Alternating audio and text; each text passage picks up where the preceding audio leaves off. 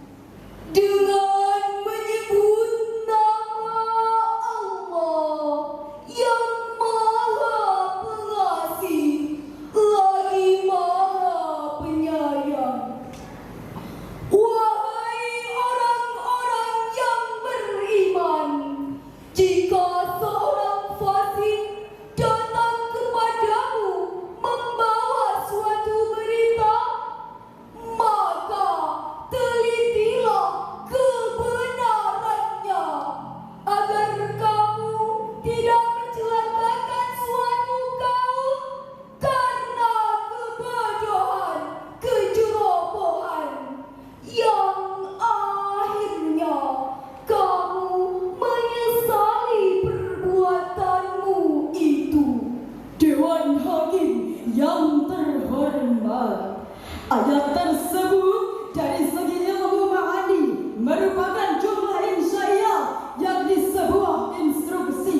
Sedangkan asbabun nuzulnya ayat tersebut menurut Imam Jalaluddin As-Suyuti Asy-Syafi'i di dalam karyanya Lubabun Nuzul fi Asbabin Nuzul jilid 1 halaman 653 menjelaskan bahwa ayat tersebut berkenaan dengan kebohongan Al-Walid bin Utbah kepada Rasulullah dan hampir melakukan tindakan destruksi. Maka turunlah sebuah teguran, in ja'akum fasikum binaba'in fatabayyanu. Jika datang seorang fasik membawa berita kepadamu, maka bertabayunlah. Imam Ali As-Sabuni di dalam kitab Sofwatut Tafasir jilid 3 halaman 123 menjelaskan fatabayyanu ay fatusbitu min sifatil khabari, maka telitilah olehmu dalam menanggapi suatu berita.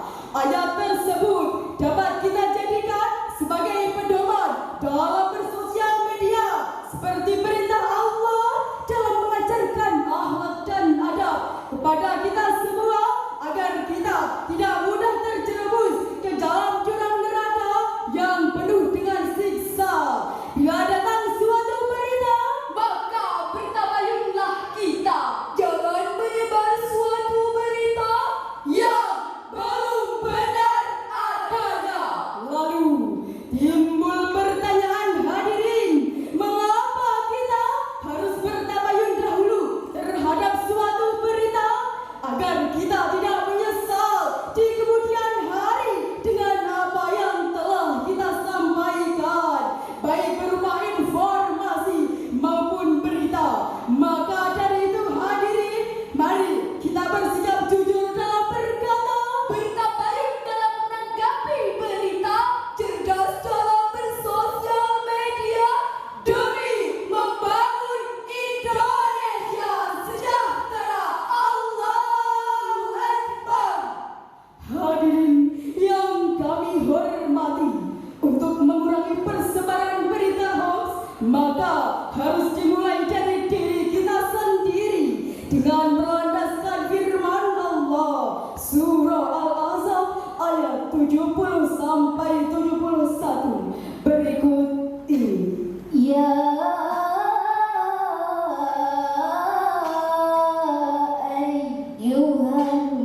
ayyuhalladzina amanu taqullaha wa qulu qawlan